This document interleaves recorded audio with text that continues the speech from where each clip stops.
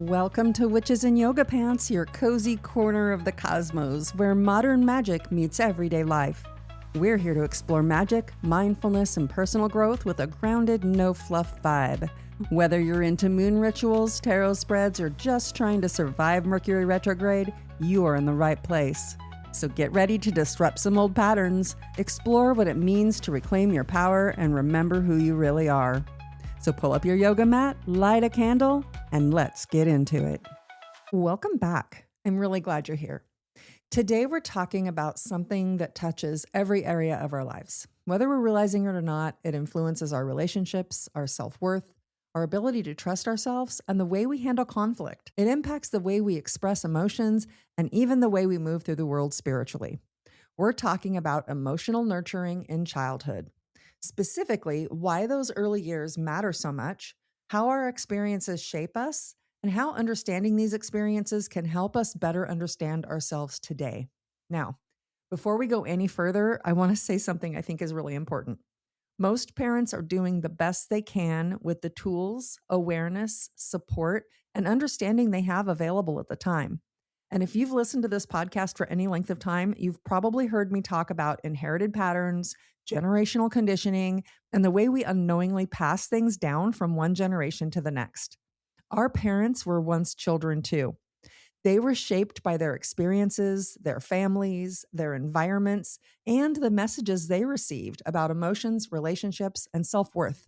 So, this isn't about pointing fingers, it's about understanding ourselves. Because when we understand where certain patterns come from, we can begin to make different choices moving forward. One of the things that fascinates me about human development is how much learning happens before we even realize we're learning.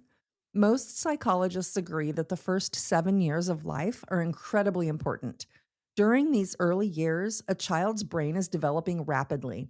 They're absorbing information from their environment constantly. They're learning language, social skills, emotional regulation, and countless other things that will help them navigate life. But they're also learning something much deeper. They're learning who they are. They're learning whether the world feels safe, whether their needs matter. They're learning whether emotions are welcome and whether it's okay to ask for help, and they're learning whether they belong. Perhaps most importantly, they're learning how to relate to themselves. And this is all learned through experience. And a child doesn't sit down and consciously decide, I'm now forming beliefs about my worthiness. It just happens automatically. And it happens through thousands of small interactions, through the way adults respond when they're upset, through the way adults respond when they're excited, through whether they feel seen, heard, comforted, and accepted. And when we think about nurturing children, we often think about the physical needs: food, shelter, clothing, safety. And of course, those are incredibly important. But children also have emotional needs. They need connection, affection, reassurance, validation, boundaries, and guidance. They need opportunities to express themselves and to know what they're feeling matters. And here's something I think many people struggle with. A child can be deeply loved and still have emotional needs that aren't fully met. Those two things can exist at the same time.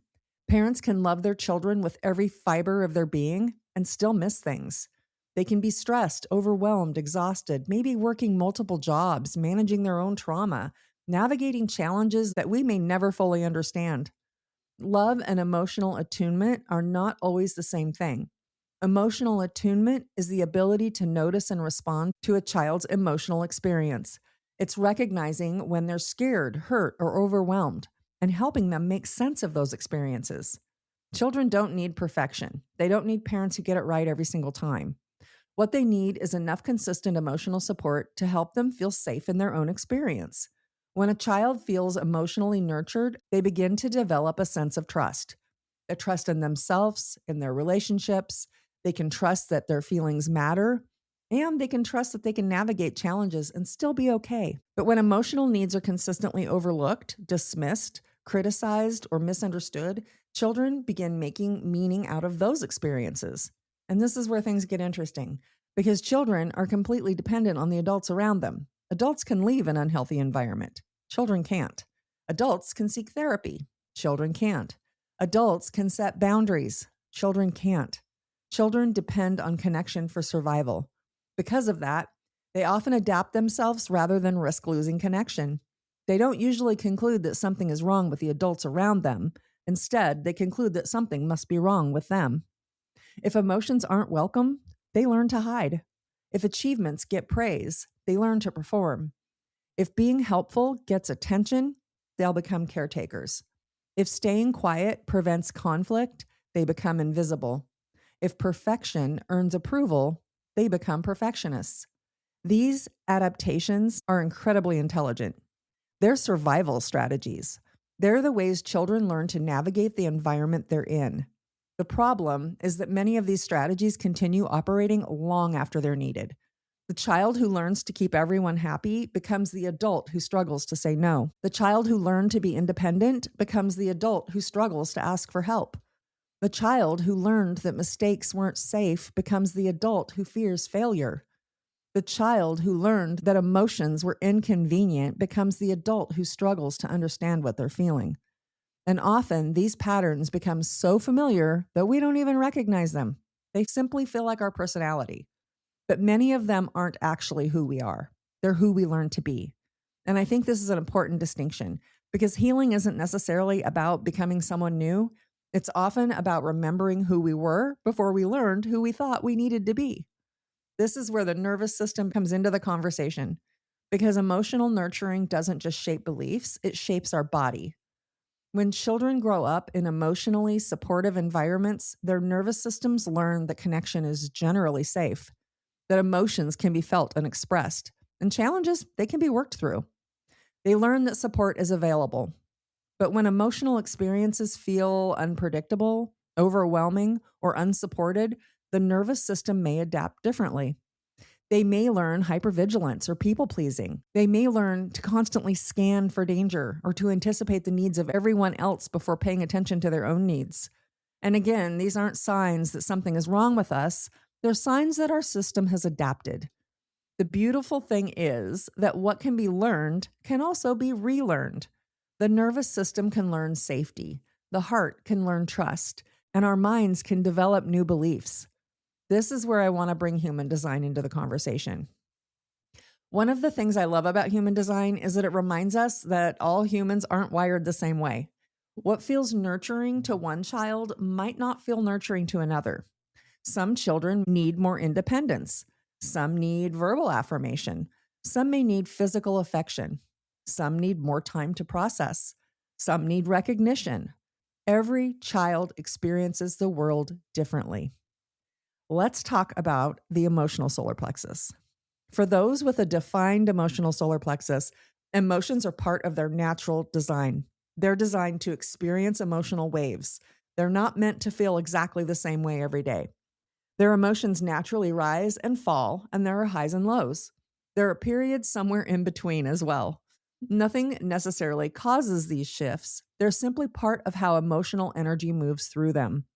Imagine being a child with a defined emotional solar plexus, and every time you experience sadness, frustration, disappointment, or any emotional intensity, you're told you're too sensitive. You're told to calm down, stop crying, and stop overreacting. Eventually, you may start believing that your emotions are a problem. You may begin judging your emotional wave instead of trusting it. You may feel disconnected from your feelings because you've learned that they aren't welcome. Part of healing for many emotionally defined people is learning that emotions aren't mistakes. They're information, they're experiences, and their energy moving through your body. And not every emotional experience requires fixing. Now, let's look at the undefined emotional solar plexus. These individuals often experience emotions very differently. They're naturally sensitive to the emotional energy around them. They tend to amplify what others are feeling. As children, this can be incredibly confusing. Imagine growing up in a home where there's tension, stress, anger, sadness, or anxiety. An undefined emotional child may feel all of this intensely. But because they're children, they don't recognize that these feelings aren't necessarily theirs. They simply know they feel uncomfortable. Many undefined emotional children become peacemakers, conflict avoiders, people pleasers, emotional caretakers, because harmony feels safer than emotional intensity. And as adults, many people carry this pattern without even realizing it. They become experts at reading the emotional state of everyone around them while struggling to identify their own feelings. Part of their healing journey often involves learning where they end and where other people begin, learning that they don't have to manage everyone else's emotional experience, learning that someone else's discomfort isn't automatically their responsibility. Now, neither design is better, neither is easier. They simply bring different lessons. One learns to trust their emotional wave, and the other learns not to absorb everything happening around them. And honestly, this conversation extends far beyond the emotional center. You could look at every aspect of a chart through this lens. A projector child who constantly feels overlooked may learn to work harder for recognition. A manifestor child who is controlled at every turn may learn that initiating isn't safe. A generator child may learn to ignore what lights them up in order to please others. A reflector child may become so adaptable to their environment that they lose touch with their own experience. This is one of the reasons I find human design so valuable. It reminds us who we already were before conditioning started piling on. Before we learned all the rules and expectations, before we started adapting ourselves to fit the world around us. Once we understand why we developed certain patterns, we can begin relating to ourselves differently. Instead of asking, "What's wrong with me?" we can ask, "What happened that made this pattern feel necessary?" Instead of criticizing ourselves for people-pleasing, perfectionism, emotional avoidance, hyper-independence, or overthinking, we can begin to see those patterns for what they truly are. They're adaptations, strategies, protective mechanisms, evidence of a younger version of ourselves trying to stay connected, safe, and loved. And when we begin looking through that lens, something shifts. Compassion becomes possible. Healing becomes possible. Growth becomes possible. We can reconnect to those younger parts of ourselves that learned certain lessons and help them understand that they no longer have to carry those burdens. A perfectionist doesn't need to earn love anymore. A caretaker doesn't need to save everyone. The people pleaser doesn't need to sacrifice themselves to belong. The invisible child doesn't need to disappear to stay safe. The frightened child doesn't need to navigate life alone, because today we get to become the nurturing presence we may have needed back then. We get to offer ourselves compassion, patience, and understanding. We get to create emotional safety that may have been missing. And perhaps that's one of the most beautiful parts of being human. We're not trapped by our early experiences. We are influenced by them, we're shaped by them, and affected by them. But we are not trapped by them. We can learn, heal, and grow. And we can choose new ways of relating to ourselves and others.